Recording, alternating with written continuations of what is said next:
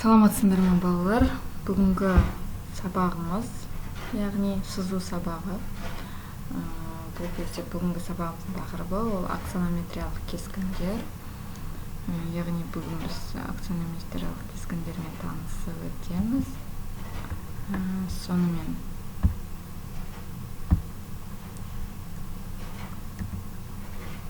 Сонымен сабағымыздың мақсатын айқындай кетейік.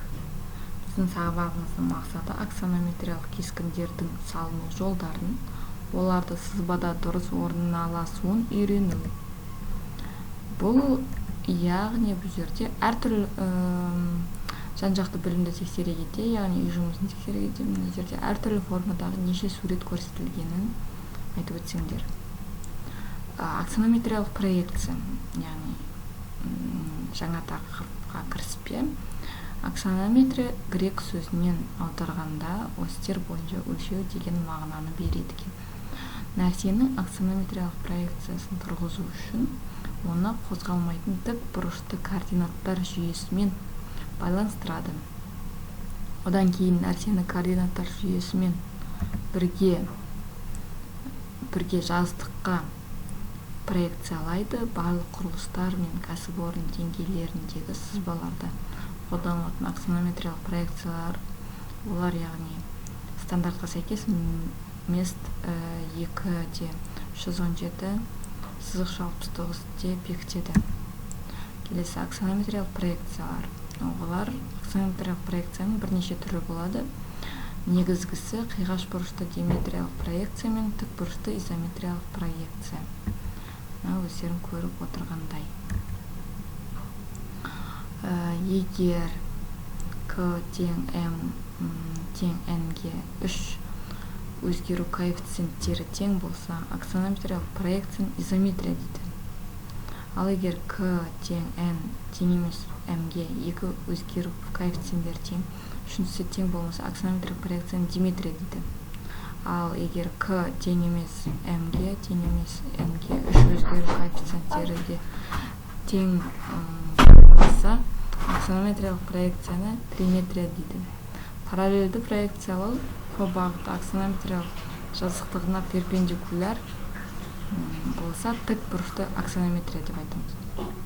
Ал егер проекция жазықтығына проекциялау бағыты сүйір немесе доғал бұрышпен бағытталса, онда аксонометриялық проекцияны қиғаш бұрышты аксонометрия деп атайды.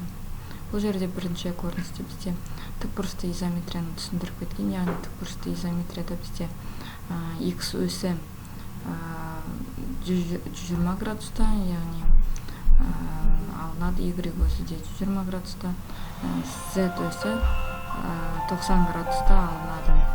Шеңбердің аксонометриялық проекциясы эллипс болғандықтан, оның үлкен және кіші өстері болады.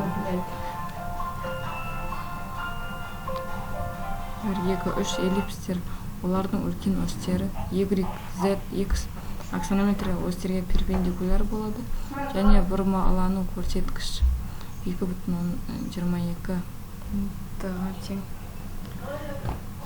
диаметр. Тік бұрышты диметрия. Тік бұрышты диметрия міне бізде X өсі 97 градус, Y өсі 131 градус. Бұл жақта қиғаш бұрышты фронталь изометрия немесе диметрия. Бұл бізде яғни X өсі 90 градус, Z өсі 90 градус, Y өсі 75 градуста болады. Фронталь диметриялық проекция грек сөзінен екі өлшем деген мағынаны білдіреді. Тік бұрышты изометриялық проекция басқаша изометриялық проекция грек сөзінен бір тең өлшемдер дегенді білдіреді. Осьтердің орналасуы, яғни қиғаш бұрышты фронталь диметриялық проекция және тік бұрышты изометриялық проекция қалай алынатынын көрсетілген. Осьтердің орналасуы, қиғаш бұрышты фронталь диметриялық проекция мен тік бұрышты изометриялық проекцияның тік бұрышты сызғыштармен қалай жасау керек соны белгілеп көрсеткен. Диметриялық проекция бұрмалану көрсеткіші X, Z өстерінде бірге, ал Y өстерінде 0,5-ге тең болатын аксонометриялық проекция деп атайды. Изометриялық проекция бұрмалану көрсеткіші X, Y, Z өстерінде бірге тең болатын аксонометриялық проекция. Тік бұрышты проекция үш негізгі көрініс геометриялық теңдердің үш жасытық түсуі. Аксонометриялық проекциясының өсі мен астыңғы жағының тікбұрышты параллель арқылы салу. Геометриялық проекция және изометриялық проекциядан. Одан кейін бұлар вертикальді қабырғаны салу. Яғни бір өлшемде вертикальді қабырға салу керек. Геометриялық проекция және изометриялық проекция. Үстіңгі негізі мен қабырғаларды салу геометриялық проекцияда, изометриялық проекцияда бір-біріне қосу керек. Көрінетін сызықтарды белгілеу. Геометриялық проекцияда, изометриялық проекцияда көрінетін сызықтарды белгілейміз. Келесі бізде алған білімді бекіте келе, бүгінгі тақырыпты бекіте келе, жұлдызды шеру атты сендермен ойын жүргіземіз. Білімізді бекіте келе. Сонымен бірінші сұрақ. Фронталь горизонталь проекциялар жазықтығына тағы бір вертикаль жазықтық орналасқан. Ол қандай жазықтық? Келесі сұрақ бізге қарсы орналасқан вертикаль проекция жазықтығын қандай жазықтық деп атайды?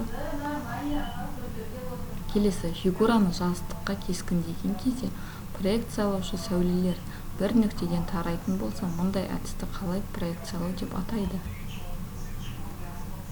Келесі координаттардың екі осінің көлбеулігі бірдей, үшіншісі басқаша болатын аксонометриялық проекция түрі.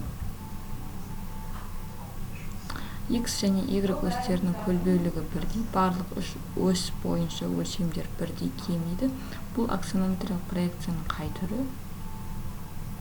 Осьтер бойынша өлшеу дегенді білдіретін проекция түрі.